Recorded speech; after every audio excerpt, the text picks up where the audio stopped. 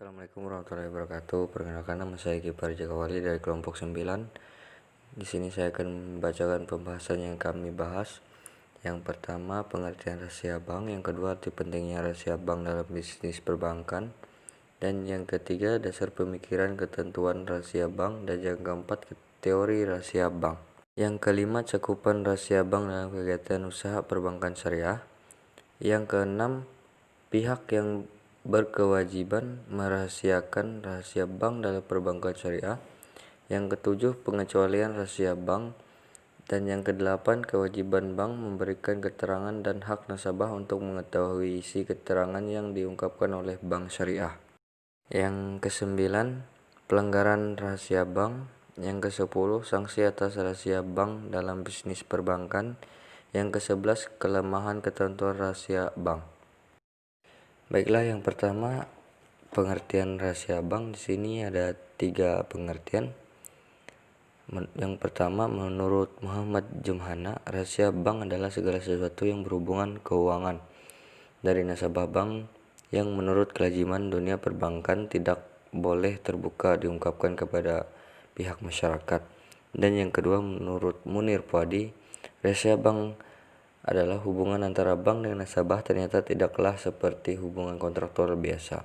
Dan yang ketiga, menurut UUP dan UUPS. Yang pertama, menurut UUP, rahasia bank adalah segala sesuatu berhubungan dengan keterangan nasabah, penyimpan dan simpanannya. Sedangkan menurut UUPS, rahasia bank merupakan segala sesuatu yang berhubungan dengan keterangan mengenai nasabah, penyimpan dan simpanannya serta nasabah dan investor dan investasinya. Arti penting rahasia bank dalam bisnis perbankan. Bank sangat berkepentingan agar kadar kepercayaan masyarakat yang sudah maupun yang akan menyimpan dananya maupun yang telah menggunakan jasa-jasa bank lainnya terpelihara dengan baik dalam tingkat tinggi. Ketentuan mengenai rahasia bank merupakan hal yang sangat penting bagi nasabah, penyimpan dan simpanannya maupun bagi kepentingan dari bank itu sendiri. Sebab apabila nasabah penyimpan ini tidak mempercayai bank di mana ia menyimpan simpanannya, tentu ia tidak akan mau menjadi nasabahnya. Dasar pemikiran ketentuan rahasia bank. Di sini ada 3 penjelasan. Yang pertama, kerahasiaan bank itu diperlukan karena bank sebagai suatu lembaga kepercayaan. Dan yang kedua, undang-undang mewajibkan bank, pegawai dan terafiliasinya untuk menjaga kerahasiaan. Setidaknya karena pembuat undang-undang menyadari bahwa peran bank dalam pembangunan negara adalah suatu yang dominan. Dan yang ketiga, adanya asas praduga tak bersalah atau presumption of innocence, sehingga kejahatan baru menjadi terang benderang bersalah setelah adanya suatu putusan dari pengadilan yang berkekuatan hukum tetap. Assalamualaikum warahmatullahi wabarakatuh. Nama saya Triwayuni. Di sini saya akan melanjutkan materi dari Kifari. 4. Teori rahasia bank. Ada 2 teori tentang rahasia bank, diantaranya yaitu 1. Teori rahasia bank yang bersifat mutlak. Teori ini bahwa bank mempunyai kewajiban untuk menyimpan rahasia atau keterangan mengenai nasabahnya. 2. Teori rahasia bank yang bersifat relatif. Teori ini, bank diperbolehkan untuk membuka rahasia atau memberikan keterangan nasabah mengenai nasabahnya jika untuk kepentingan yang mendesak, misalnya untuk kepentingan negara dan hukum. 5. Cakupan rahasia bank dalam kegiatan usaha perbankan syariah. Cakupan rahasia bank dalam kegiatan usaha perbankan syariah dibatasi, di antaranya yaitu 1. Keterangan mengenai nasabah, penyimpan dan simpanannya. serta nasabah, investor, dan investasinya. 2. Bank dan pihak terafiliasi berkewajiban memegang teguh kerahasiaan keterangan mengenai nasabah, kecuali hal itu tidak dilarang oleh undang-undang. 3. Informasi mengenai segala sesuatu yang berhubungan dengan keterangan mengenai nasabah. 6. Pihak-pihak yang berkewajiban merahasiakan rahasia bank dalam perbankan syariah. 1. Pegawai bank. Menurut pasal 47 ayat 2 Undang-Undang Nomor 10 Tahun 1998, pegawai bank adalah semua pejabat dan karyawan bank. Maka berarti rahasia bank berlaku bagi siapa saja yang menjadi pegawai bank. 2. Mantan pegawai bank.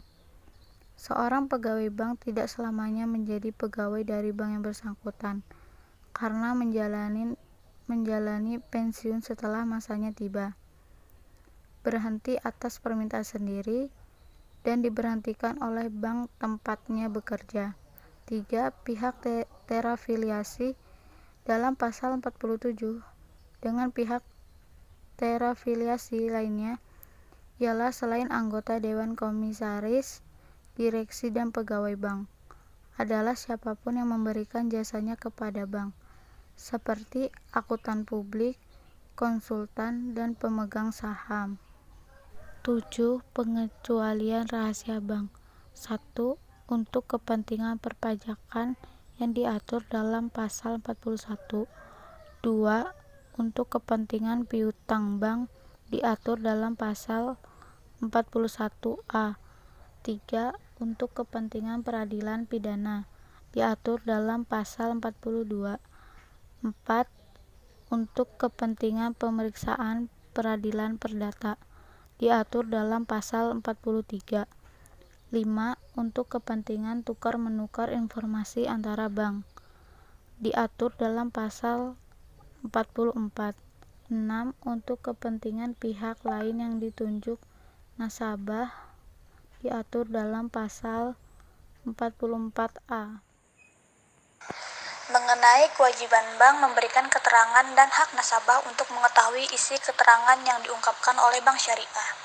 Jadi, kewajiban bank syariah memberikan keterangan kerahasiaan nasabah adalah bahwa bank berkewajiban memberikan keterangan terkait data maupun isi rekening nasabah yang bersangkutan kepada pihak tertentu, berdasarkan undang-undang guna suatu kepentingan tertentu.